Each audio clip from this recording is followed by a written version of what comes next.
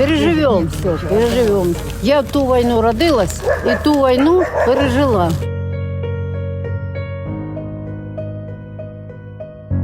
Ви не думаєте евакуюватись? Ні, Чому?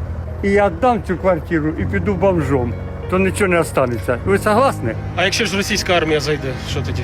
А нам все одно вже. То хоч тут всі могилки мої, 4 кладбища. А куди їхати? Те, що про нас тут кажуть, що ми тут і сепари, і ми ждуни, і це чепуха. Це такі дурниці. Ми просто у кожного свої такі складні обставини. Просто більшість тут залишилася таких людей, такої віку, як і мені 70. Цілодобово можна. Живем, держимося, надеемся А на що надіятися? на мир. Человек такое существо, что он надеется на лучшее. Потому что если не будет надежды,